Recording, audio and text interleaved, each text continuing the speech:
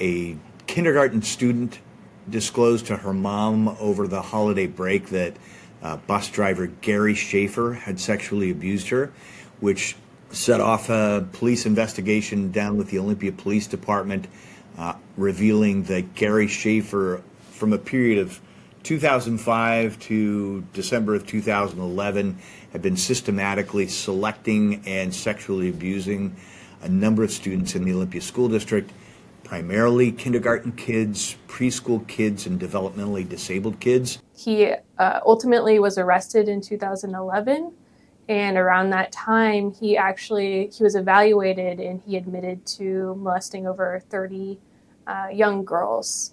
So it's a really horrible, horrific situation, and I think especially so because we really put a lot of trust in schools and the district to protect our children, and they failed to do that in this case. During the 20-minute interview that the Olympia School District did before hiring Gary Schaefer, they asked him why he wanted to be a school bus driver, and his quote, which is in writing, is, "I just love children," which in one respect you might say that's great for a bus driver. In the other hand, if you've got a 28-year-old single guy who's volunteering to be around children in every setting, it's got to be a red flag that causes you to at least look a couple more steps into who this guy is. Prior to his hiring, we did uncover some evidence throughout the course of the lawsuits that we've brought against Olympia School District that he was watching pornography on computers at his prior employment, and none of that had been discovered in the employment process.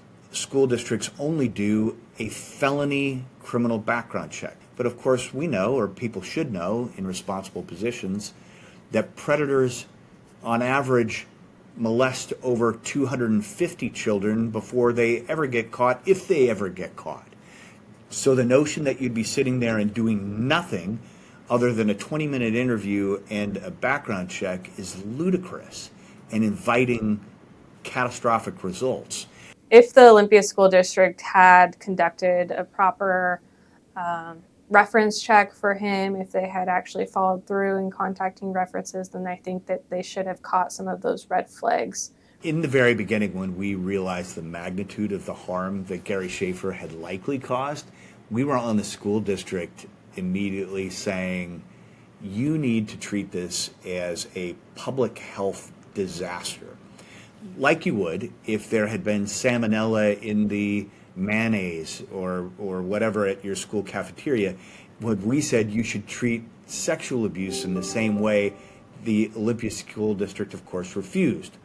I suspect that the insurance company prohibited them from doing that, and the district, refused to do it as well.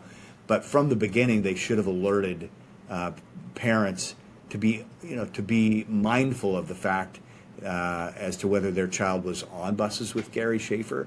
That the school district should have told all of the parents what buses Gary Schaefer was frequenting, what ones he was volunteering on, so the parents would know to either have a conversation with their kids or look for changes in behavior that might indicate whether they had been abused. It has a huge effect. So it has an effect on them socially, emotionally, mentally, and how they interact with their family, with their friends.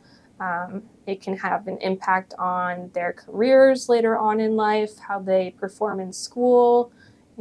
Some of these individuals might have to go to therapy for the rest of their lives. So it has a huge impact. So that's how it all started, and we've brought half dozen different lawsuits and have had great success in making changes in the transportation department, even at the superintendent level, even at the public records officer level, making the types of changes that we hope will ensure a more safe environment for school kids in the future.